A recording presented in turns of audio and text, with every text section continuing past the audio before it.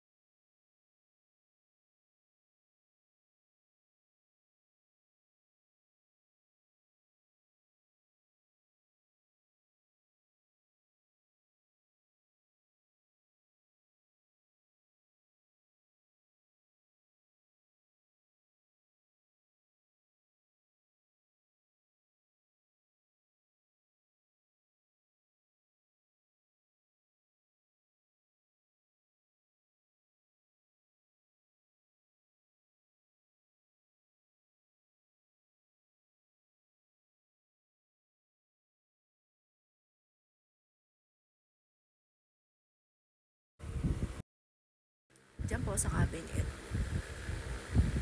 Parang dyan niya sa akin sinasabi, dyan muna ako. Hindi naman po nakaawang yan ng isang araw. Ba't ngayon po parang nakaawang?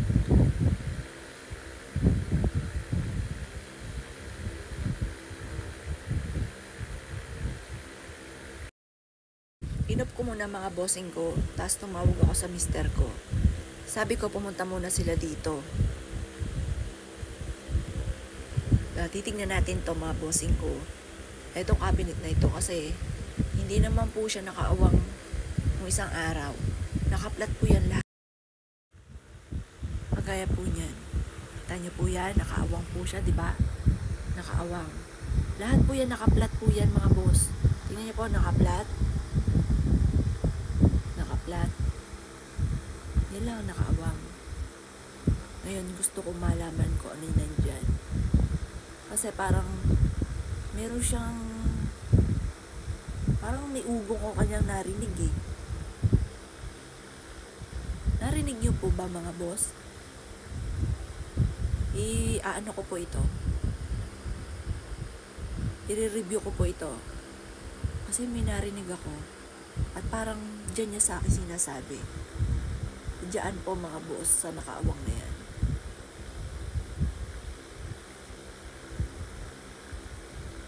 May susi pa nga po siya pero nakaawang po siya oh. Hindi ko lang po mister ko mga boss.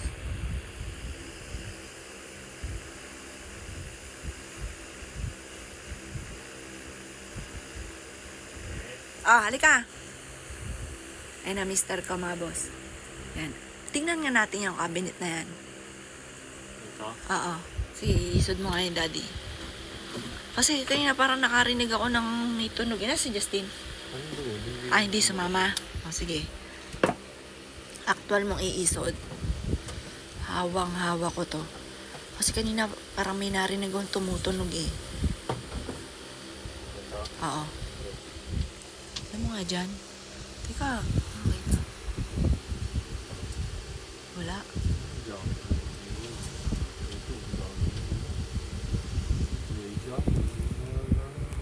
Hindi kaya. Napakadaming ano.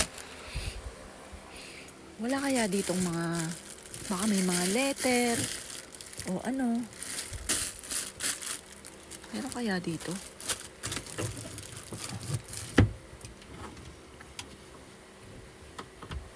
Mga letter. Ano? Saan kaya dito? Ito yung mga t-shirt ni ano oh.